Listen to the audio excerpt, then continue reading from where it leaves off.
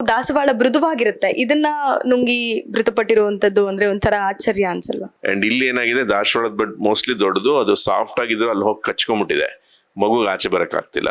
ಈ ತರ situation life saving ಅಂದ್ರೆ ಬ್ರಾಂಕೋಸ್ಕೋಪಿ ಅಂತ. ಇಮಿಡಿಯೇಟ್ ಎಲ್ಲಿ ಬ್ರಾಂಕೋಸ್ಕೋಪಿ ಫೆಸಿಲಿಟಿ ಇದೆಯೋ ಮೇಜರ್ ಹಾಸ್ಪಿಟಲ್ಸ್, ಈಗ JSS ಅಲ್ಲಿ ಇರ್ಬೋದು, ಅಪೋಲೋ, NH ಎಲ್ಲ ಕಡೆ ಇರುತ್ತೆ ಮೇಜರ್ ಹಾಸ್ಪಿಟಲ್ಸ್ ಅಲ್ಲಿ. ಇಮಿಡಿಯೇಟ್ ಅಲ್ಲಿ ಕರ್ಕೊಂಡು ಹೋಗಿ ಬ್ರಾಂಕೋಸ್ಕೋಪಿ ಮಾಡಿ ಪ್ರಯತ್ನ ಮಾಡ್ಬೋದು.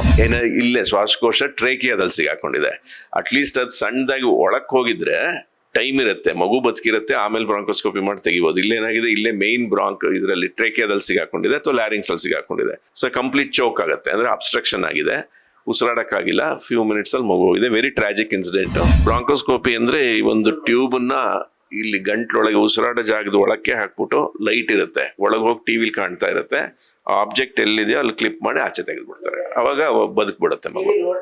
ಟಿವಿಲಿ ನೋಡ್ತಾ, ಆಪರೇಷನ್ ಅಲ್ಲ, ವಿತೌಟ್ ಸರ್ಜರಿ, ಟ್ಯೂಬ್ ಹಾಕಿ ತೆಗಿಯೋದಷ್ಟೇ.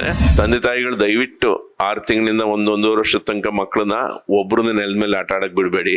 ಸುತ್ತ ಬಿಟ್ರು ಯಾರು ನೋಡ್ಕೊಳ್ಳಿ, ಸುತ್ತ ಕೈಗೆ ಸಿಗೋ ಆಬ್ಜೆಕ್ಟ್ ಸಿಗ್ಬಾರ್ದು. ಸಣ್ಣ ಗೋಲಿ ಆಗ್ಲಿ, ಸಣ್ಣ ಆಟ ಸಾಮಾನುಗಳಾಗ್ಲಿ, ರಬ್ಬರ್ಗಳಾಗ್ಲಿ ಯಾವ್ದು ಇಡಬೇಡಿ. ಯಾಕಂದ್ರೆ ಆ ಏಜ್ ಅಲ್ಲಿ ಸಿಕ್ಕಿದೆಲ್ಲ ಬಾಯಿಗೆ ಹಾಕೊಳ್ಳೋ ಏಜ್ ಅದು. ಮಕ್ಕಳಿಗೆ ವೆಂಚರಿಂಗ್ ಏಜು.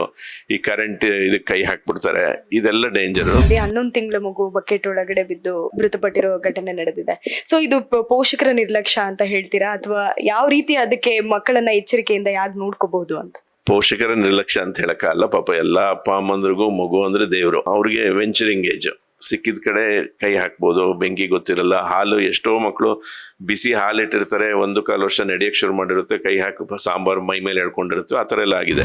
ಅಪ್ಪ ಅಮ್ಮ ಅಥವಾ ಜೊತೆಗಿದ್ದವ್ರು ಒಂಚೂರು ಮಗು ನೋಡ್ಕೋತಾ ಇರಿ, ನಾನು ಇಲ್ಲಿ ಕೆಲಸ ಮಾಡಿ ಬರ್ತೀನಿ, 10 ನಿಮಿಷ ಬಂದೆ, ಆ ತರ ಏನೋ ಅರೇಂಜ್ಮೆಂಟ್ಸ್ ಮಾಡ್ಕೋಬೇಕು. ದಯವಿಟ್ಟು ನೆಗ್ಲೆಕ್ಟ್ ಮಾಡಬೇಡಿ ಸರ್. ಅಂದ್ರೆ ಇಂಥ ಇನ್ಸಿಡೆಂಟ್ಸ್ ಗಳಾದಾಗ ಅವರು ತುರ್ತು ಚಿಕಿತ್ಸೆ ಅಂತ ಏನ್ ಮಾಡಬಹುದು? ನಾನು ಹೇಳೋದು, ಈ ತರ ಸೀರಿಯಸ್ ಇಶ್ಯೂ ಇದ್ದಾಗ ಏನೋ ಇರ್ಬೋದು, ಗಂಟಲಲ್ಲಿ ನೋಡೋಣ ಅಂತ ಟೈಮ್ ವೇಸ್ಟ್ ಮಾಡಬೇಡಿ. ಐದರ್ ನಿಯರ್ ಬೈ ಡಾಕ್ಟರ್ ಹತ್ರ ಹೋಗಿ ಅವ್ರ ಸಜೆಷನ್ ತಗೊಂಡು ಅವ್ರು ಎಲ್ಲಿಗೆ ರೆಫರ್ ಮಾಡ್ತಾರೆ ಅಲ್ಲಿ ಹೋಗಿ. ಎಲ್ಲರಿಗೂ ನಮಸ್ತೆ. ನಿನ್ನೆ ಅಷ್ಟೇ ಹುಣಸೂರು ತಾಲೂಕಿನ ದೊಡ್ಡ ಹೆಜ್ಜೇರು ಗ್ರಾಮದಲ್ಲಿ 6 ತಿಂಗಳ ಮಗು ದಾಸವಾಳವನ್ನ ನುಂಗಿ ಮೃತಪಟ್ಟಿತ್ತು. ಅದರ ವಿಷಯವನ್ನು ಕುರಿತು ಇವತ್ತು ನಮ್ಮ ಜೊತೆ ಮಾತನಾಡಲು ಇದ್ದಾರೆ JSS ಪ್ರೊಫೆಸರ್ ಹಾಗೂ ಖ್ಯಾತ ಮಕ್ಕಳ ತಜ್ಞರು ಪ್ರಶಾಂತ್ SN ಸರ್ ನಮ್ಮ ಜೊತೆ ಇದ್ದಾರೆ. ಬನ್ನಿ ಅವ್ರ ಜೊತೆ ಮಾತಾಡೋಣ. ಸರ್ ನಮಸ್ತೆ. ಒಂದು ಗಟ್ಟಿಯಾದಂತಹ ಪದಾರ್ಥವನ್ನ ನುಂಗಿ, ಕಾಯನ್ನ ನುಂಗೋ ಅಥವಾ ಒಂದು ಗಟ್ಟಿ ಪದಾರ್ಥವನ್ನ ನುಂಗಿ ಮಕ್ಕಳು ಮೃತಪಟ್ಟಿರೋದನ್ನ ನಾವು ಕಾಣ್ತೀವಿ. ಆದ್ರೆ ಇದು ದಾಸವಾಳ ಮೃದುವಾಗಿರುತ್ತೆ, ಇದನ್ನ ನುಂಗಿ ಮೃತಪಟ್ಟಿರುವಂತದ್ದು ಅಂದ್ರೆ ಒಂಥರ ಆಶ್ಚರ್ಯ ಅನ್ಸಲ್ವಾ? ಬೇಸಿಕಲಿ ವೆರಿ ಟ್ರಾಜಿಕ್ ಇನ್ಸಿಡೆಂಟ್ ಇದು. 6 ತಿಂಗಳು 7 ತಿಂಗಳು ಇರ್ಬೇಕು ಮಗು. ದಾಸವಾಳ ಬಡ್ ಅಂದ್ರೆ ಪೆಟಲ್ಸ್ ಇರುತ್ತೆ, ಪೆಟಲ್ಸ್ ಕೆಳಗಡೆ ಹಸಿರುದು ಬಡ್ ಇರತ್ತಲ್ಲ, ಅದನ್ನ ಬಾಯಿಗೆ ಹಾಕೊಂಡಿದೆ, ನೆಲದ ಮೇಲೆ ಬಿದ್ದಿರೋದು. ನಮಗೆ ಬೇಸಿಕಲಿ 2 ಟ್ಯೂಬ್ ಇದೆ ಇಲ್ಲಿ. ಒಂದು ಗಾಳಿ ಹೋಗೋಕೆ, ಒಂದು ಅನ್ನನಾಳ ಹೋಗೋಕೆ. ಗಾಳಿ ಹೋಗೋ ಟ್ಯೂಬ್ಗೂ ಅನ್ನನಾಳ ಹೋಗೋ ಒಂದಕ್ಕೊಂದಕ್ಕೆ ಹಿಂಗೆ ಅಟ್ಯಾಚ್ಮೆಂಟ್ ಇದೆ. ಅನ್ನನಾಳಕ್ಕೆ ಹೋಗುವಾಗ ಗಾಳಿದು ಕ್ಲೋಸ್ ಆಗ್ಬೇಕು, ಗಾಳಿ ಹೋಗುವಾಗ ಗಾಳಿದು ಓಪನ್ ಆಗುತ್ತೆ. ಸೊ ಏನಾಗುತ್ತೆ, ಈ 6 ತಿಂಗಳಿಂದ 1 ವರ್ಷದ ತನಕ ಮಕ್ಕಳಲ್ಲಿ ಓರಲ್ ಫೇಸ್ ಅಂತೀವಿ. ಓರಲ್ ಫೇಸ್ ಅಂದ್ರೆ ನೆಲದಲ್ಲಿ ಏನ್ ಸಿಕ್ಕಿದ್ರು ತಗೊಂಡ್ ಬಾಯಿಗೆ ಹಾಕೊಳ್ಳೋ ಫೇಸ್. ಅವಕ್ಕೆ ಡೇಂಜರ್ಸ್ ಏನು ಗೊತ್ತಿರಲ್ಲ. ಹಾಗಾಗಿ ಕೆಳಗೆ ಕಾಯಿನ್ ಇರ್ಬೋದು, ಒಂದು ಸ್ಮಾಲ್ ಬಾಲ್ ಇರ್ಬೋದು, ಅಥವಾ ದಾಸವಾಳದ ಬಡ್ ಯೂಶಲಿ 6ರಿಂದ 7 ಮಿಲಿಮೀಟರ್ 8 ಮಿಲಿಮೀಟರ್ ತನಕ ಇದ್ರೆ ಸ್ಟಕ್ ಆಗ್ಬಿಡುತ್ತೆ.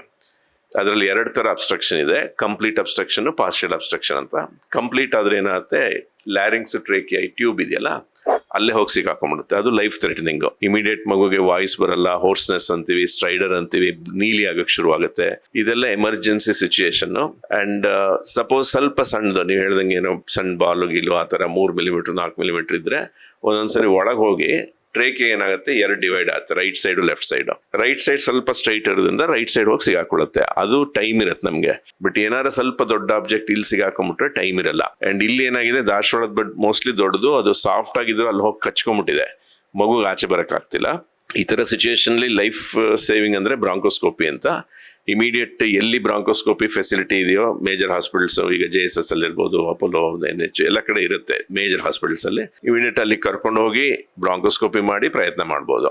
ನಾವು ಫಸ್ಟ್ ಏಡ್ ಇಮಿಡಿಯೇಟ್ ಏನಾದ್ರು ಮಾಡ್ಬೇಕು ಅಂದ್ರೆ ಹೆಲ್ಮಿಕ್ಸ್ ಮ್ಯಾನೋವರ್ ಅಂತ ಮಾಡ್ತೀವಿ. ಈಗ ಸಣ್ಣ ಮಗು ಆದ್ರೆ ಯಾವ ತರ ಅಂದ್ರೆ, ಈಗ ಸಣ್ಣ ಮಗು 7 ತಿಂಗಳು 8 ತಿಂಗಳು ಮಗು ಆದ್ರೆ ತಲೆ ಕೆಳಗೆ ಮಾಡ್ಬಿಟ್ಟು ಹೊಟ್ಟೆ ಮೇಲೆ ಹಿಂಗೆ ಇಟ್ಕೊಂಡು ಪ್ರೆಸ್ ಮಾಡ್ತೀವಿ. ಹಿಂಗೆ ಒಂದ್ 5-6 ಸರಿ ಪ್ರೆಸ್ ಮಾಡಿದ್ರೆ ಅದು ಆಚೆ ಬರೋ ಚಾನ್ಸಸ್ ಇರುತ್ತೆ.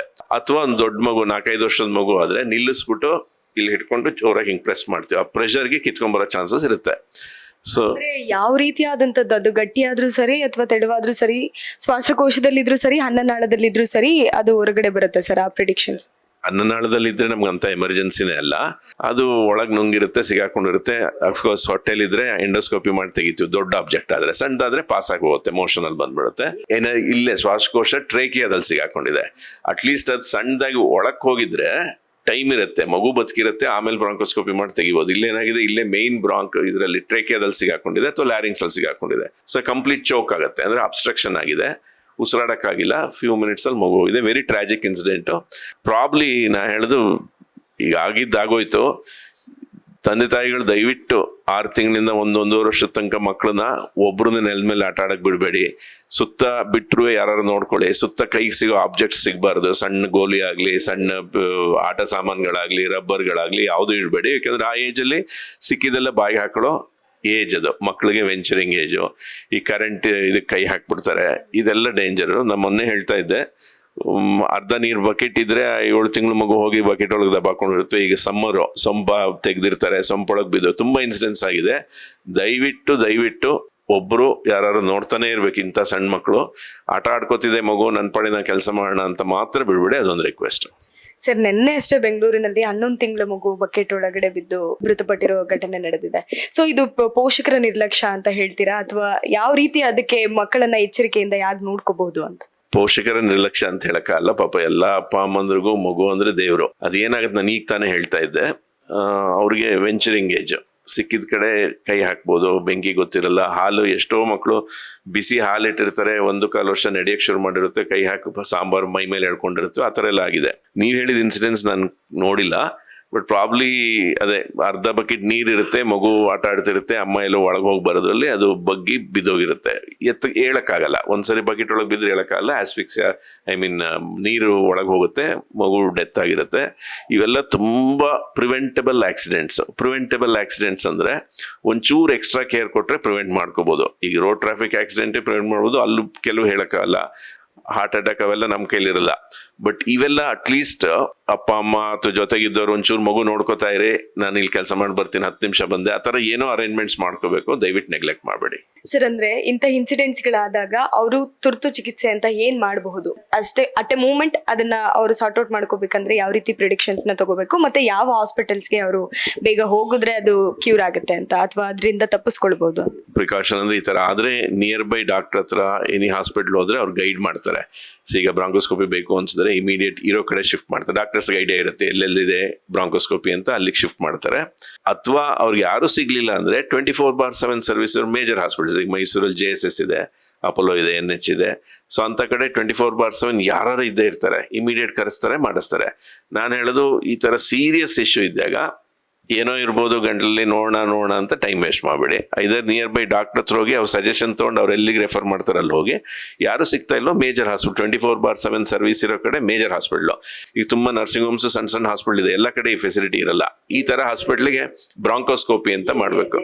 ಬ್ರಾಂಕೋಸ್ಕೋಪಿ ಅಂದ್ರೆ ಒಂದು ಟ್ಯೂಬ್ ನ ಇಲ್ಲಿ ಗಂಟ್ಲೊಳಗೆ ಉಸಿರಾಡ ಜಾಗದ ಒಳಕ್ಕೆ ಹಾಕ್ಬಿಟ್ಟು, ಲೈಟ್ ಇರುತ್ತೆ, ಒಳಗೆ ಹೋಗಿ ಟಿವಿಲಿ ಕಾಣ್ತಾ ಇರುತ್ತೆ, ಆಬ್ಜೆಕ್ಟ್ ಎಲ್ಲಿದೆಯೋ ಅಲ್ಲಿ ಕ್ಲಿಪ್ ಮಾಡಿ ಆಚೆ ತೆಗೆದ್ಬಿಡ್ತಾರೆ. ಅವಾಗ ಬದುಕ್ಬಿಡುತ್ತೆ ಮಗು. ಟಿವಿಲಿ ನೋಡ್ತಾ, ಆಪರೇಷನ್ ಅಲ್ಲ, ವಿತೌಟ್ ಸರ್ಜರಿ, ಟ್ಯೂಬ್ ಹಾಕಿ ತೆಗಿಯೋದಷ್ಟೇ. ಅದು ಎಲ್ರಿಗೂ ಬರಲ್ಲ. ಪಲ್ಮನಾಲಜಿಸ್ಟ್ಗಳು, ಪೀಡಿಯಾಟ್ರಿಕ್ಸ್ ಅದಕ್ಕೆ ಸ್ಪೆಷಲಿಸ್ಟ್ ಮಾಡ್ತಾರೆ. ಈಗ ನನಗೆ ಬ್ರಾಂಕೋಸ್ಕೋಪಿ ಮಾಡೋದ್ರು ನಂಗೆ ಮಾಡಕ್ ಬರಲ್ಲ. ಅದಕ್ಕೆ ನಾನು ಹೇಳಿದ್ದು, ಎಲ್ಲಿ ಫೆಸಿಲಿಟಿ ಇರುತ್ತೆ ಅಂದ್ರೆ ಈ ತರ ಮೇಜರ್ ಹಾಸ್ಪಿಟಲ್ಸ್ 24/7 ಸರ್ವಿಸ್ ಇರಬೇಕು, ಮಲ್ಟಿ ಸ್ಪೆಷಾಲಿಟಿ ಇರಬೇಕು. ಇವರೆಲ್ಲ ಇದ್ ಕಡೆ ಇಮಿಡಿಯೇಟ್ ಡಾಕ್ಟರ್ಸ್ ಇರ್ತಾರೆ, ಅರೇಂಜ್ ಮಾಡ್ಕೊಡ್ತಾರೆ. ಇದು ಸಮ್ಮರ್ ಹಾಲಿಡೇಸು, ಎಲ್ಲ ಮಕ್ಕಳು ಅಜ್ಜಿ ತಾತನ ಮನೆಗೆ ಹೋಗಿರ್ತಾರೆ ಅಥವಾ ಹೊರಗಡೆ ಓಡಾಡಕ್ಕೆ ಅಂತ ಹೋಗ್ತಾರೆ. ಆ ಟೈಮಲ್ಲಿ ಹೊರಗಡೆ ಇರುವಂತದ್ದು ಹಳ್ಳ ಕೊಳ್ಳಗಳಾಗಿರ್ಬೋದು, ಅಥವಾ ಅಲ್ಲಿರೋ ಸಂಪುಗಳನ್ನ ಅವರು ನಿರ್ಲಕ್ಷ್ಯ ಮಾಡ್ತಾರೆ ಜನ. ಸೊ ಇದ್ರ ಬಗ್ಗೆ ಏನ್ ಪ್ರಿಡಿಕ್ಷನ್ಸ್ ತಗೋಬಹುದು? ಪೋಷಕರು ಹೇಗೆ ಮಕ್ಕಳ ಬಗ್ಗೆ ಎಚ್ಚರಿಕೆ ವಹಿಸ್ಬೇಕು ಅಂತ? ನೀವ್ ಹೇಳಿದ್ದು ತುಂಬಾ ಇನ್ಸಿಡೆಂಟ್ಸ್ ಗಳು ಆಗೋಗಿದೆ. ಫುಲ್ ತೆಗ್ದೇ ಇರಲ್ಲ, ನೀರಿದೆಯಲ್ಲೋ ನೋಡಕ್ ತೆಗ್ದಿರ್ತಾರೆ, ಏನೋ ತರಕ್ ಹೋಗಿರ್ತಾರೆ, ಮಗು ಬಿದ್ದೋಗಿರುತ್ತೆ. ಇವ್ರು ಬಿದ್ದಿರೋದೇ ಗೊತ್ತಿಲ್ಲ, ಎಷ್ಟೋ ಹೊತ್ತಾದ್ಮೇಲೆ ಗೊತ್ತಾಗಿರುತ್ತೆ. ಈಗ ಇನ್ಸಿಡೆನ್ಸ್ ನೆನ್ನೆ ಬೆಂಗಳೂರು ಅಂದ್ರೆ ಅರ್ಧ ಬಕೆಟ್ ನೀರಲ್ಲಿ ಮಗು ಹೋಗಿದೆ. ಕೆಲವು ಪಾರ್ಕ್ಗಳಲ್ಲಿ ಓಪನ್ ಸ್ಪೇಸ್ ಹಂಗೆ ಬಿಟ್ಟಿರ್ತಾರೆ. ದಯವಿಟ್ಟು ಯಾರು ಪಬ್ಲಿಕ್ ಆ ತರ ಇದ್ರೆ ಕಾರ್ಪೊರೇಷನ್ಗೋ ಮುನ್ಸಿಪಾಲಿಟಿ ನೀವು ಏನಿದೆಯೋ ಅಲ್ಲಿ ಹೇಳಿ ದಯವಿಟ್ಟು ಕ್ಲೋಸ್ ಮಾಡಿಸಿ. ಅಂಡ್ ಮಕ್ಳನ್ನಂತೂ ಒಂದ್ ಏಜ್ ಅವ್ರಿಗೆ ಅಟ್ಲೀಸ್ಟ್ 2.5-3 ವರ್ಷದ ತನಕ ಒಬ್ರು ಜೊತೆಲಿದ್ದೇ ಎಲ್ಲಾರು ಕರ್ಕೊಂಡು ಹೋಗಿ, ನೀರಿನ ಹತ್ರ ಡೇಂಜರಸ್ ಅಂಡ್ ಸ್ವಿಮ್ಮಿಂಗ್ ಪೂಲು ಯಾರು ನೀವಿದ್ರೆ ಮಾತ್ರ. ಅನ್ನೆಸರಿಯಾಗಿ ನನ್ ಮಗು ಗ್ರೇಟ್, ಅವನು ಏನು ಎಲ್ ಬೇಕಾದ್ರೆ ಹೋಗ್ತಾನೆ ಅಂತ ಬಿಡಬೇಡಿ. ಯಾಕೆಂದ್ರೆ ಡೇಂಜರ್ಸ್ ಗೊತ್ತಿರಲ್ಲ, ಸಡನ್ ಆಗಿ ಈ ತರ ಆಕ್ಸಿಡೆಂಟ್ಸ್ ಆಗುತ್ತೆ. ಸೊ ಜೊತೆಲಿ ಯಾರು ಇರಬೇಕು, ಕೇರ್ಫುಲ್ ಆಗಿ ನೋಡ್ಕೋಬೇಕು. ಇತ್ತೀಚೆಗೆ ಸೋಷಿಯಲ್ ಮೀಡಿಯಾ ಡಾಕ್ಟರ್ಸ್ ಹೆಚ್ಚಾಗಿದ್ದಾರೆ. ಏನೇನೋ ಪ್ರಿಡಿಕ್ಷನ್ಸ್ ನ ಕೊಡುವಂತದ್ದು, ಇದು ಮಾಡಿ ಅದ್ ಮಾಡಿ ಅಂತ ಅಡ್ವೈಸ್ ಮಾಡ್ತಾರೆ. ಸೊ ಅದು ಎಷ್ಟು ಮಟ್ಟಕ್ಕೆ ಸರಿ ಅಥವಾ ತಪ್ಪು ಅನ್ನೋದು, ಅದನ್ನ ಎಷ್ಟು ಜನ ಫಾಲೋ ಮಾಡ್ಬೇಕಾ ಅಥವಾ ಮಾಡಬಾರ್ದಾ, ಅಥವಾ ಎಷ್ಟು ಅಥೆಂಟಿಫಿಕ್ ಆಗಿರುತ್ತೆ ಅಂತ? ಪ್ರೊಫೆಷನಲ್ ಡಾಕ್ಟರ್ಸ್ ಯಾರು ಆತರ ಮಾಡಲ್ಲ. ನಮ್ಮ ಹತ್ರ ಬಂದ್ರೆ ಪೇಷಂಟ್ಸ್ ನೋಡ್ತೀವಿ, ಹೋಗ್ತೀವಿ ಅಷ್ಟೇನೆ. ಬೇರೆದೆಲ್ಲ ಅವ್ರವ್ರಿಗೆ ಗೊತ್ತಿಲ್ಲ, ಅವ್ರವ್ರ ಅಡ್ವರ್ಟೈಸ್ಮೆಂಟ್ ಹೇಗೆ ಅಂತ. ನಾನಂತೂ ಯಾವ ಥರ ಯಾವುದು ನೋಡಿಲ್ಲ, ಏನು ಇಲ್ಲ. ನಿಮ್ಮ ಪರ್ಸನಲ್ ಯಾವ ಡಾಕ್ಟರ್ ಇರ್ತಾರೋ ಅವ್ರ ಹತ್ರ ಹೋಗಿ ಡಿಸ್ಕಸ್ ಮಾಡಿ ಅಷ್ಟೇನೆ. ನಿಮ್ಗೆ ರೆಗ್ಯುಲರ್ ಯಾರು ನೋಡ್ತಾರೆ ಅವ್ರ ಹತ್ರ ಹೋಗಿ ಕ್ವಶನ್ಸ್ ಕೇಳಿ. ಹೊಸಬ್ರಾದ್ರೆ ಯಾರ ಹತ್ರನಾರು ಹೋಗಿ ಈ ತರ ಡೌಟ್ಸ್ ಇದ್ರೆ ಯಾರಾದ್ರೂ ಡಾಕ್ಟರ್ಸ್ ಕ್ಲಿಯರ್ ಮಾಡ್ತಾರೆ. ಇಲ್ಲ ಅವ್ರಿಗೆ ನನ್ಗಿಂತ ಒಂದು ಎಕ್ಸ್ಟ್ರಾ ಬೇಕು ಅಂದ್ರೆ ರೆಫರ್ ಮಾಡ್ಕೊಡ್ತಾರೆ. ನೋಡುದ್ರಲ್ಲ ವೀಕ್ಷಕರೇ, ಇದಿಷ್ಟು ಪ್ರಶಾಂತ್ ಸರ್ ಅವರ ಮಾತುಗಳಾಗಿತ್ತು. ಅಂದ್ರೆ ಮಕ್ಕಳು, ಪೋಷಕರು ಅಷ್ಟೇ ಮುಖ್ಯ ಪಾತ್ರವನ್ನು ವಹಿಸ್ತಾರೆ. ಜೊತೆಗೆ ಎಲ್ಲೇ ಆಗ್ಲಿ ಏನೇ ಆಗ್ಲಿ ಮಕ್ಕಳನ್ನ ನೋಡ್ಕೊಳ್ಳುವಂತಹ, ಆರೈಕೆ ಮಾಡುವಂತಹ ದೃಷ್ಟಿಕೋನಗಳ ಜೊತೆಗೆ ಹೇಗ್ ಬೆಳೆಸ್ಬೇಕು, ಹೇಗ್ ನೋಡ್ಕೊಳ್ಬೇಕು, ಯಾವ ರೀತಿ ಮುಂಜಾಗ್ರತೆಗಳನ್ನ ಕೈಗೊಳ್ಳಬೇಕು ಅಂತ ಸಾಕಷ್ಟು ವಿಚಾರಗಳನ್ನ, ತುರ್ತು ಚಿಕಿತ್ಸೆಗೆ ಯಾವ ರೀತಿ ಸಲಹೆಗಳನ್ನ ತೆಗೆದುಕೊಳ್ಬೇಕು ಅಂತ ಸಾಕಷ್ಟು ವಿಷಯಗಳನ್ನ ನಮ್ ಜೊತೆ ಇವತ್ತು ತಿಳಿಸ್ಕೊಟ್ಟಿದ್ದಾರೆ. ಇದಿಷ್ಟು ಇವತ್ತಿನ ವಿಷಯ ಆಗಿತ್ತು. ಕ್ಯಾಮ್ರಾ ಪರ್ಸನ್ ನಾಗರಾಜ್ ಜೊತೆ ಸವಿತಾ, ಗುಡ್ ನ್ಯೂಸ್ ಕನ್ನಡ, ಮೈಸೂರು.